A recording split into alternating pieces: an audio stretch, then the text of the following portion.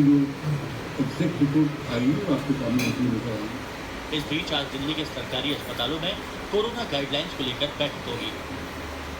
Covid की बढ़ती लहर को रोकने के लिए हम सभी को मिलकर प्रयास करना होगा।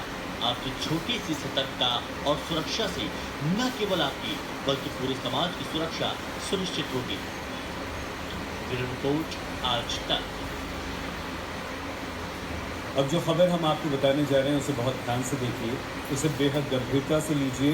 दिल्ली सरकार ने कोरोना के बढ़ते मामलों के मद्देनजर अस्पतालों को बेड, ऑक्सीजन, दवाओं, वैक्सीन उपलब्ध कराने के लिए गाइडलाइंस जारी कर दी। दिल्ली में 23 कोरोना के मरीज सामने आ चुके हैं और हमारे देश में कोरोना लगातार तेजी से फिर से फैलना शुरू हो चुका है। हमारे देश में कोरोना के मरीज बढ़ रहे हैं। दिल्ली में 23 मामले आ चुके हैं। महाराष्ट्र इससे सबसे ज़्यादा प्रभावित है। अहमदाबाद में अकेले 20 कोरोना के मामले सामने आ चुके हैं। ये बेहद गंभीर है। दिल्ली सरकार ने हॉस्पिटल से कहा है कि दवा आपके पास पूरी होनी चाहिए, ऑक्सीजन होनी चाहिए और आप सुनिश्चित कीजिए कि ये सारी चीज़ें, अगर कोई भी कोरोना का मरीज़ आपके पास आता है तो उसे सारी सुविधाएं मिलनी चाहिए। मतलब ये कि एक बार फिर से कोरोना ने अपना रंग दिखाना शुरू कर दिया है और देश भर में कोरोना के मामले लगातार बढ़ते जा रहे हैं। दिल्ली में 23 मामले कोरोना के आ चुके हैं। अहमदाबाद में 20 मामले। महाराष्ट्र इससे पहले ही बुरी तरह से प्रभावित है। तो कोरोना के लिए जो भी अप्रोप्रिएट गाइडलाइंस हैं उनका पालन करना आप अभी से शुरू कर दीजिए।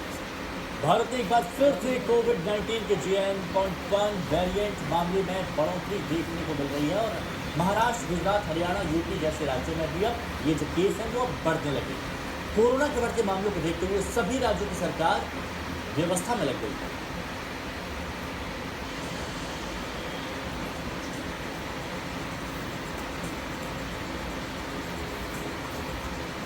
भारत में कोरोना की दस्तक, 11 राज्यों में फैल गए मामले।